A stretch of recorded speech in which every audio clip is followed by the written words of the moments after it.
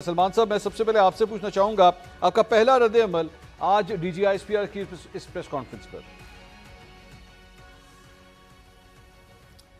देखिए, ये एक जो बयानिया कायम किया गया है उसी का तसलसल है। इसमें बहुत से आधे सच थे और एक एक तासुर जो पैदा करने की कोशिश पिछले 1-1.5 साल से की गई है कि पीटीआई पागल लोगों की जमात है, इंतशार पसंद लोगों की जमात है, ये बलवे करती हैं, उसकी एक तरह से तरवीज की गई।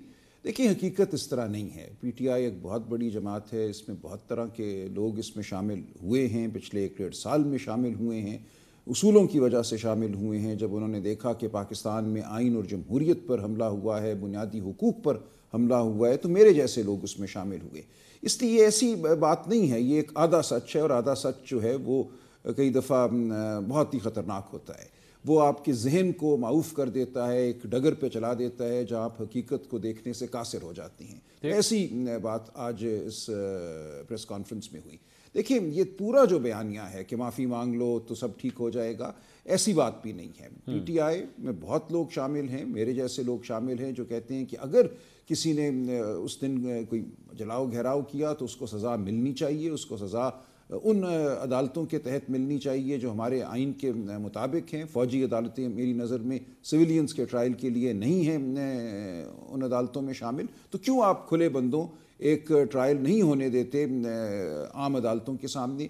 जो कुछ हुआ उन लोगों के साथ जिनको हज़ारों की तादाद में उठाया गया 9 मई 10 मई को, या ज़ाहिर लिस्टें पहले से तैयार थी, एक ये सोचा समझा मंसूबा था। एक वाक़या ज़रूर हुआ, लोग एहतजाज करने ज़रूर गए, लेकिन वहाँ आगे क्या हुआ, किसने उकसाया, किस तरह कुछ और लोग बलवाई उस तमाम मामले में शामिल हुए, आग लगी, जो भी हुआ, तोड़ फोड़ हुई, उसकी हम तहकीकात चाहते हैं। ये कोई नहीं कह रहा कि उस दिन एहतजाज नहीं हुआ, ये कोई नहीं कह रहा कि कुछ लोगों ने जो है शायद ज़्यादती ना की हो। बिल्कुल, ये सब बातें अपनी जगह हैं। वो 100 लोग होंगे, 200 लोग होंगे, उनको सज़ा दीजिए, लेकिन हज़ारों की तादाद में लोगों को मातूब किया गया, उनके कारोबार बंद किए गए, 10-10 महीने लोग जेलों में रहे, उनकी बेलें नहीं हुई। ख़वातीन आज भी जेलों में हैं, एक बेल होती है, 4 बेलें होती हैं तो 5 मुकदमे और बना दिए जाते हैं। पूरे कानूनी निज़ाम को मजाक बना दिया गया है, प्रोसिक्यूशन को एक वेपन जिसे कहते हैं, एक आला बना दिया गया है।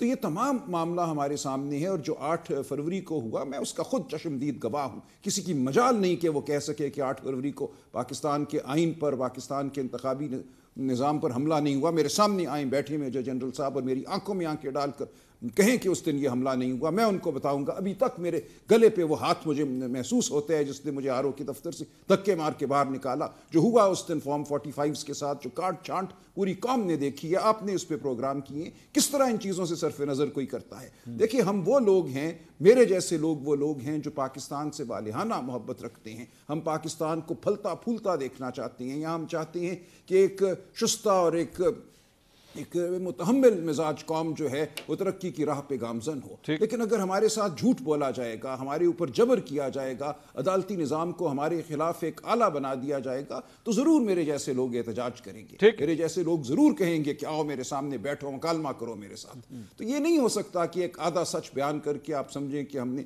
सब ठीक कर दिया, सब जीत लिया, और अब दूसरा जो फरीक है उसने सिर्फ माफ़ी मांगनी है। माफ़ी सबको मांगनी होगी। माफ़ी मांगने सिर्फ किसी एक फरीक का ये फ़र्ज नहीं है, सबको माफ़ी मांगनी होगी। अच्छा, this is very interesting. Doctor साहब, अब मसला किस तरह रिजॉल्व होगा सर? ये तो वो कह रहे हैं कि जनाब सबको ही माफ़ी मांगनी पड़ेगी, सिर्फ हमसे माफ़ी का मुतालबा ना किया जाए।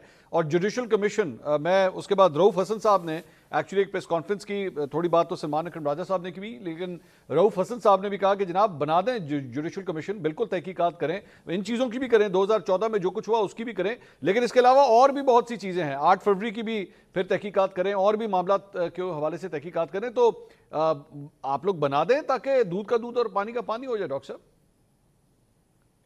बिस्मिल्लाहिर्रहमानिर्रहीम। बहुत शुक्रिया मंसूर साहब। देखिए, आपने बड़ी एक अहम मौजू पे आज अपना प्रोग्राम जो है वो शुरू किया है। सबसे पहले जो आपने आखिरी बात की जुडिशल कमीशन की, इसमें तो डीजीआईएसपीआर ने भी यही बात की कि अगर बनाएं तो ज़रूर बनाएं, लेकिन जिन जिन मौजूआत पे उन्होंने बात की और जिन जिन मौजूआत के हवाले से आपने बात की, ये सारे वो मौजूआत हैं कि इन पे कौम आज भी सवाल पूछती है। कौम आज भी मुंतज़िर है कि इनके जो असल मंजरनामा के पीछे जो कहानी है वो सामने लेके आई जाए। वो 2014 का धरना हो, वो उसके बाद के वाकयात हों, जिन जिन का जिक्र आपने प्रोग्राम में किया, मैं सबको रिपीट नहीं करूंगा। वो वाकई वो चीजें सारी सामने आनी चाहिए, इसमें कोई दो राय नहीं है। अभी बैरिस्टर साहब ने जो बात की है 9 मई के हवाले से और DGISPR ने जो बात की है, देखिए सबसे पहले तो मुझे ये बताएं कि 9 मई के जो वाकयात हैं उसमें कौन कौन से लोग मुलविस हैं, ये एक अलग मौजू है, और उनका ट्रायल कहाँ होना चाहिए ये एक अलग मौजू है। ठीक है, पहले मौजू पे आते हैं। 9 मई के जो वाकयात हैं उसमें लोग जिस तरह लाहौर के कोर कमांडर हाउस जिना हाउस था उसमें गए, पाकिस्तान भर में छावनियों पे जिस तरह उन्होंने हमले किए, ISI की तनसीबात पे हमले किए, शोहदा की जो यादगारें थी उन्हें जिस तरह जलाया गया, उन पे पथराव किए गए, वो सारे मनाजर आपके टीवी के चैनल्स ने भी कवर किए हैं, और जो जो वहाँ पे CCTV कैमरा लगे थे जिनकी मदद से उनकी निशानदेही हुई है, शनाख्त हुई है, वो उन्होंने भी कवर किए हैं। अच्छा डॉक्टर साहब एक या मिनट, तो स्टेट डॉक्टर साहब एक मिनट, तरीके एक से सर ये यहाँ पे एक सवाल, ये जो CCTV कैमरा आप कह रहे हैं, ये पाकिस्तान तहरीक इंसाफ बार बार इसका मुतालबा करती है कि जी वो फुटेज दिखाएं, वो किधर है वो CCTV फुटेज? तो बेहतर नहीं है कि वो CCTV फुटेज बाहर आ जाए? मंसूर साहब, वो CCTV फुटेज कोई फिल्म की तरह सिनेमा पे तो नहीं चलाई जा सकती ना। ठीक है, वो जब आगे ट्रायल होंगे, जिसकी मैं दूसरे मरहले में बात करूंगा, उस वक्त वो ज़ाहिर फुटेजेस आएंगी, वो सबूत आएंगे। लेकिन मैं ये कह रहा हूँ या तो पाकिस्तान तहरीक इंसाफ यकसर उन तमाम लोगों से किनारा कशी इख्तियार कर ले, उनसे हमारा कोई ताल्लुक नहीं है, उनमें हमारा कोई वर्कर नहीं था, तो ये तो एक स्टैंड हुआ, हमें भी समझ आएगा। लेकिन ये क्या है कि कहीं थे कहीं नहीं थे, कहाँ तक गए, इकट्ठे जरूर हुए, एहतजाज जरूर किया, आगे क्या हुआ पता नहीं है। सबको पता है कि पाकिस्तान तहरीक इंसाफ का ये वतीरा रहा है जलाओ घेराओ। आपको यहाँ इस्लामाबाद के मनाजिर याद नहीं है? एक पेशी इमरान खान साहब की यहाँ जुडिशल कमीशन में हुई, सारी बिल्डिंग में गोया ऐसे लगता था कि जैसे वो बलवाइयों ने हमला कर दिया, पुलिस की गाड़ियां तक जलाई गई। ठीक, अब हर एक के ऊपर आप कमीशन बनाएंगे, मुझे बताएं, वो फुटेजेस आपके पास नहीं है, जरा चलाएं, निकाल के दिखाएं। मैं तो इस्लामाबाद रहता हूं, मुझे नहीं पता। हाई कोर्ट में पेश हुए, वहां पे क्या हुआ? ठीक है, तो ये एक वतीरा बना लिया था तहरीक इंसाफ ने कि हर मैं मौके जवाब के देना ऊपर चाहूंगा तशद्दुद अच्छा से, मैं वो लफ्ज में इस्तेमाल नहीं करता, बदमाशी, और मैं ये कहूंगा कि जलाओ घेराओ। एक बात।